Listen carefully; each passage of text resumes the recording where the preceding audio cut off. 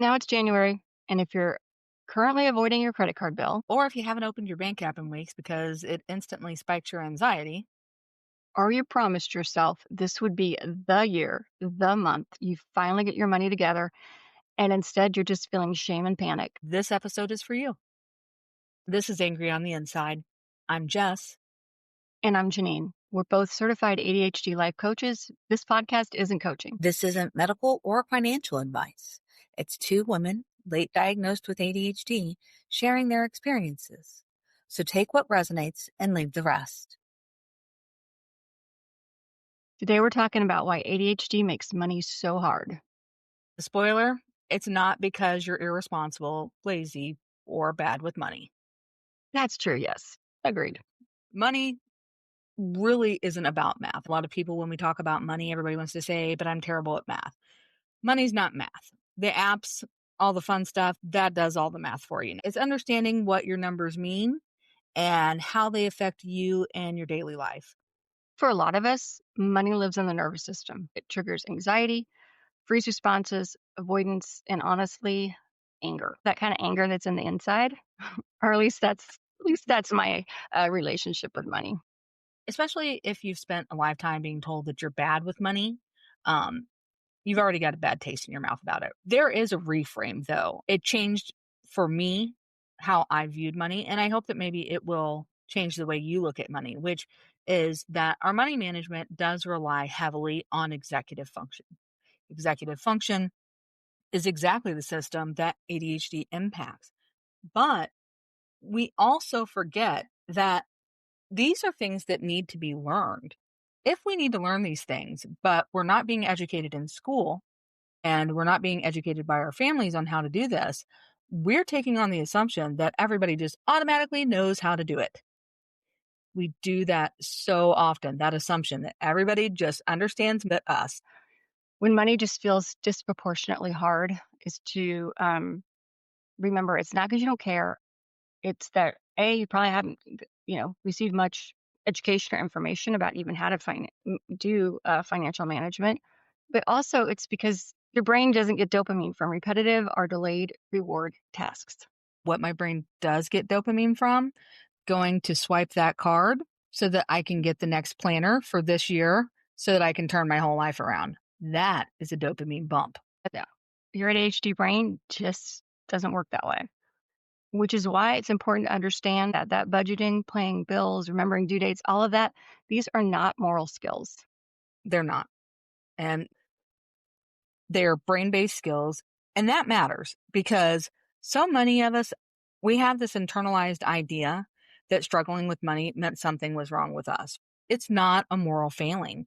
And it's not something that everyone knows. People who come from families who have money, people who come from families that are good at saving money, and they are willing to share that information with their children, those are the people who get an education about it. Most people don't. Most people, we come from generations of people who didn't like to talk about their money, let alone talk about how they were making it, even with their kids. And so we grow up, and yeah, some of us do figure it out, but a lot of us don't. And if your executive function tells you that it's not something you want to deal with right now, yeah, it can make you feel like it is a moral failing, but it's not. It honest to God isn't. And you don't have to be good at math and you don't have to be great at not spending every penny to understand how to kind of get a handle on these things. I grew up generally feeling like um, something was majorly wrong with me. I was undisciplined. I was immature because I come from a family of savers, and they see frugality as those people who are frugal or higher moral standards, and that was definitely not who I was. So um, I just always felt like there was. I still sometimes feel, there's that handbook out there that somebody just didn't give it to me, and instead of trying to learn why I struggled to save money, I was just chastised for not saving money. That just kind of burrows down into your self-conscious. It makes you feel less than. And just because you have ADHD or autism or you're on the spectrum doesn't mean that you're automatically bad with money. There are plenty of people who are neurodiverse who are mega savers. There are plenty of people who are neurodiverse who know how to spend every last dime they have until they get that next paycheck, like down to the penny. I have always been one of those people. It took a lot for me to get to a point where I wasn't. And then once I stopped working because of health issues for a while and stepped back from a high paying position, what little was saved was long gone. Even though I had slowly started to look into the future and plan for the future with that money, it was quickly gone by just a slight bump in the road. I probably spent more than I needed to while I was sick, thinking that it's okay, I'll be able to make more. That's another thing that we all get into. Well, I can make more. I can figure it out. We are figure outers, Yep, right? exactly. So true. I don't know how much we've talked about this, but, there's that saying about once you've met one person with ADHD, you've met one person with ADHD. Hmm. Um, some of us, these symptoms just show up differently for us. And you're right. I know some people who have ADHD who are just like great savers. I think they're almost obsessed with saving, but they're really good at it. And for me, I just feel sometimes I've gotten better, but it's almost like I can't hold money in my hands. It's just like a sieve. It just leaves me very quickly. And not that we balance checkbooks anymore, but I think in my entire life, I think I've balanced mine 3 times because it was tedious and it was boring and I didn't want to and it made me feel bad.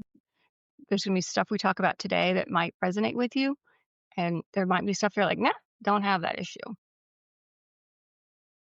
Let's talk about what is it about ADHD that can make money hard? The condition that just keeps on giving. There are a lot of, symptoms of ADHD that can lead into people having problems with money.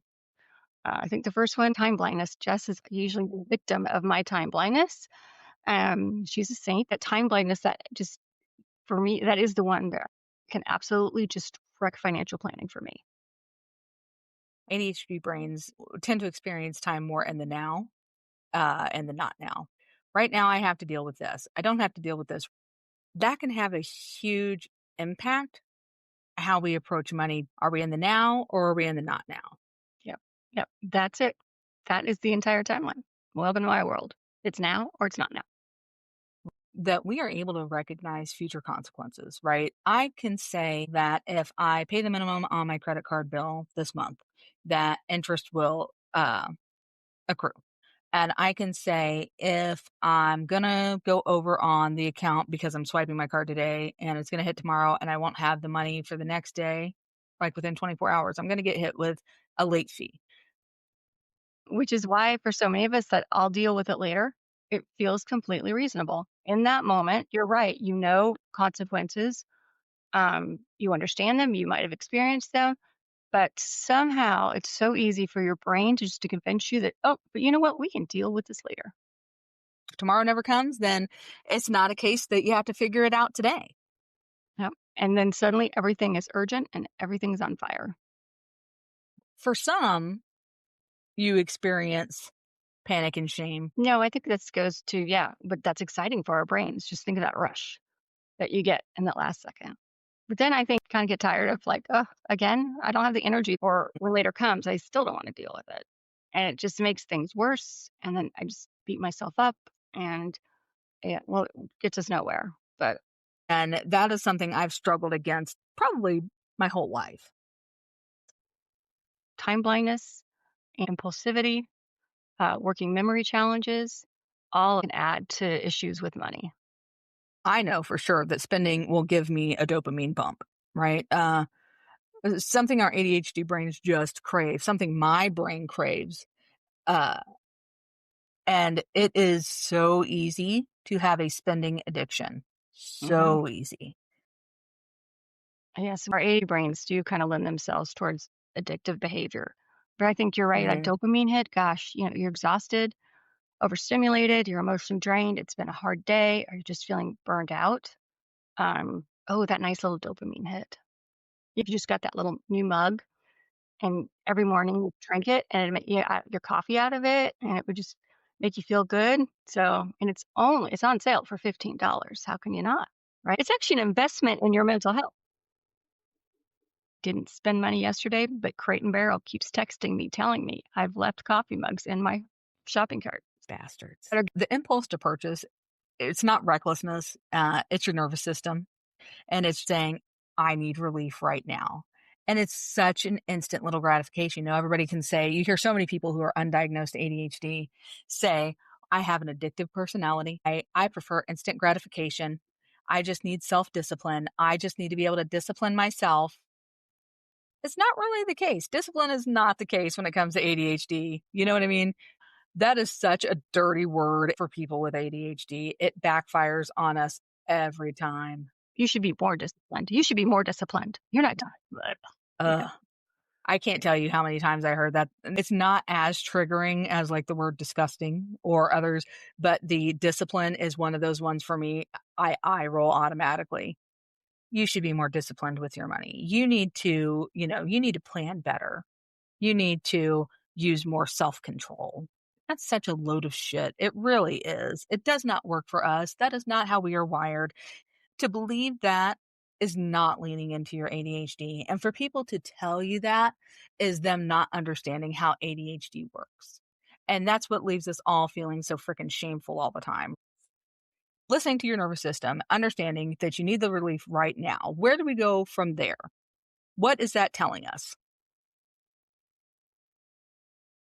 The discipline, so many of us heard it being late diagnosed. You didn't know. And so what else was the answer? Why were you bad with money? Well, you weren't disciplined. If you were more disciplined, you didn't think about the consequences. You didn't think about the future, and you just needed to be more disciplined. Mhm. And I said that in my mother's voice, I think. You hear it and you can roll your eyes at it, but you can remember how impactful it was when you were young and the people that you loved were telling you that you weren't disciplined and that you weren't good enough.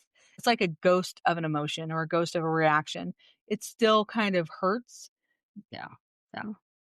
But I didn't understand that dopamine stuff back in the day. It is in those moments now where we're just like at our wits end of the getting that little dopamine hit because you bought that coffee mug or you bought that new pair of shoes, and it just feels so good in the moment, doesn't it? It just feels like, oh, life is really good now. But it's only good for like, I don't know, 5 minutes. I feel like, yeah, True. until the wait for it, the shame comes along, right? Buying items, buying things for yourself, it's not a terrible thing. And we all want nice things and we all want fun things to have and new things and stuff.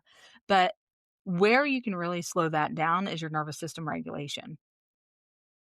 Um, Allowing your nervous system to take a step back, allowing your brain to downshift and be able to handle those executive functions, to not need that bump because you're regulated. If you aren't regulated, you are deficient in something. You're deficient, you don't know how to fill that void. And so you do it by buying an item, taking a drink, doing whatever. But you're trying to fill the gap. Once we know that we have ADHD, filling the gap, understanding how to do it becomes so much easier. I'm not saying that we're perfect. I'm just saying it makes it easier. So what is it about returns? Why are they so freaking hard? Oh, yes. I think the return pile is as fun as a doom pile. But there is never a time where I remember to do my returns as when there is no money in my bank account. I've heard some joke about like, "Hey, landlord, my rent money is caught up is tied up in all my Amazon returns, so I'll get I'll get to you once I get to the UPS store." That's so true. Seriously, it's gotta be one of life's greatest mysteries about why that's so hard. My current return issue that I have is that I had a return and I went to one of their locations and they said, "Oh, you didn't buy this here, so you can't return it here." Okay, that's cool. I looked down at the receipt and saw the address and saw the road and thought, "Oh, so I got it over here." I went on Saturday, drove out of my way, and they tell me, "Well, you went to the wrong store." And I said, "No." They said to return it to this store because this is where I bought it. And then they pointed to the receipt and said, "No, this is not this store. It's the one down the road 5 miles." After that, I tossed it in the back seat and I just drove home. And I power watched Stranger Things and I played Monopoly Go for like 8 hours. Um, yeah. I'm impressed you actually tried the second time, because I don't know, I might have been so discouraged. I'm totally gonna end up keeping these 2 soap dishes that I never wanted in the first place. Like, okay, world, I am being responsible, right? I'm trying to be adulting. I know I shouldn't have bought this. I'm trying to return it. So why are you making it so goddamn hard for me to do it? You're like, "I'm trying so hard." Well, it's like streaming services. I can sit on my couch and sign up for something at the click of a button. Sure, I'll take HBO and then I'll just cancel it, right? But you know how hard it is to cancel? Because sometimes I forget. Because 7 days goes by so fast, right? And then you go to cancel, but it's super hard and it's frustrating. God forbid you signed up when you had money and you paid Mhm. for an annual subscription, Oh gosh, yeah. because you can bet your ass that the next time it comes up in a year, there's not gonna be any money in your account when they pull that $300. And you're gonna tell them, "No, I don't wanna sign up again," but you didn't tell us not to. But I forgot. It I'm sure I have HBO still out there somewhere or whatever. very American tale. Somewhere out there, I have an HBO subscription that's now called Max. Oh, This is why it's important to have other ADHD friends, right? Since we're all on a spectrum, one way or the other, no matter what the diagnosis, we all have our strengths, right? well, because somebody will have a good they'll have a good system for how they do the subscriptions. Why they're not walking around with, like, HBO and Norton antivirus and all this different stuff out there for 3 years. There's just things that we're all trying to absorb into our head. If we impulse spend, it's not recklessness. What is it? Why am I buying this? Ask yourself why. It might be your nervous system's just looking for some type of relief. It needs some type of outlet. Is there a way to shift gears? Do you want to shift gears? As long as you're not able to live a life and eat, it's up to you and what you want to do, which is why we always say take what works and leave the rest. If this doesn't resonate with you, it doesn't mean we're not all part of the same community.